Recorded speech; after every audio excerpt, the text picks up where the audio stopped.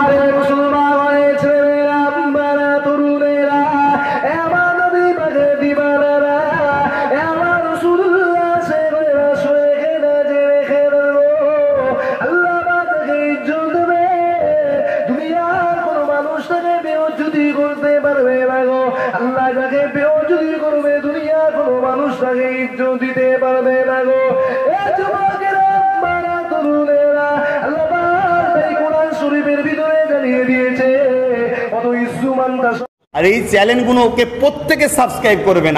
আমাকে যারা ভালোবাসেন এখানে যতগুলো চ্যানেল আছে বা এই ভিডিও যারা ছাড়বে আমি অনুরোধ করব এদেরকে সাবস্ক্রাইব করবেন, এদের পাশে থাকবেন, এদেরকে আর্থিক সহযোগিতা করবেন। বলছি যদি এক হাতে আসমানের চাঁদ আর এক হাতে যদি সূর্যটা এনে দেয় তারপরে মুহাম্মদ রাসূল হকের কথা প্রচার করতে বন্ধ করবে না। জোরে বলুন সুবহানাল্লাহ। ওই সময় আবু জেহেলদের থেকে রোকা যাচ্ছে না, বন্ধ করতে হবে, নবীকে বন্ধ করে রুখে দেবো।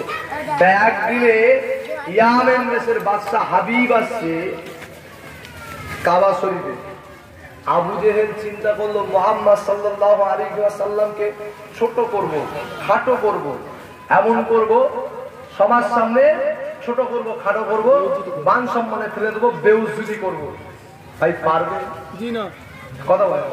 আপনারা যদি মনে করেন আরিফ বিল্লাহকে এখানে ডেকে দিয়েছে বেউজ্জতি করেন, আপনারা মনে করলে ইজ্জত দেওয়ালা কে? আল্লাহ। আল্লাহ অত ইজ্জুমান তাসব অত জিলুমান তাসব বিয়াদিকাল খায়র ইন্নাকা আলা কুল্লি শাইইন কাদির।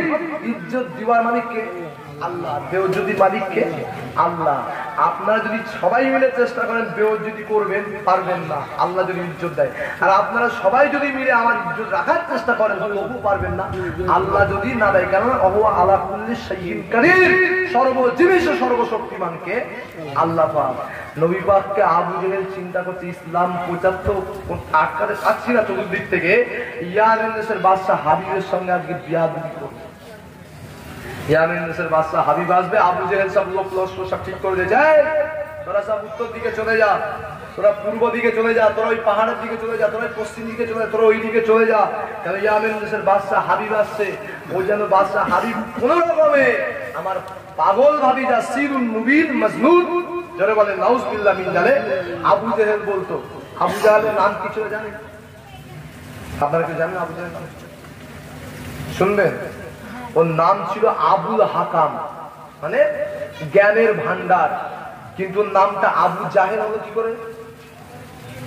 আবু জেহেল হচ্ছে ওই কারণে ওর জ্ঞান থাকা সত্ত্বেও আমার নবী মুস্তাফা জানে রহমত, সত্য নবী, সত্য মুক্তির কান্ডারি, শান্তির মূর্ত প্রতীক মুস্তাফা জানে রহমতকে নাম চেনার জন্য, ঠিক না ঠিক? তাই নবী নাম রাখলেন আবু জাহেল, মানে মূর্খের বাপ। বুঝতে পারছেন? এমন সময় আবু জেহেল বাদশা ইয়ামেনের বাদশা হাবিব যখন আসছে, আবু জেহেল লোক লস্কর সব চোখ দিকে ফিট করতে গেল আস্তে আস্তে। অসুবিধা হচ্ছে তো?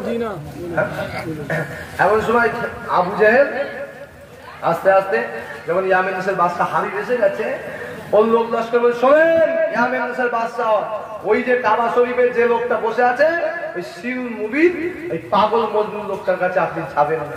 ইয়ামেন দেশের বাদশা হাবিব বলছে, কি বলছে জানেন? তোর নাম কি? বলে আমার নাম আবু জাহেল।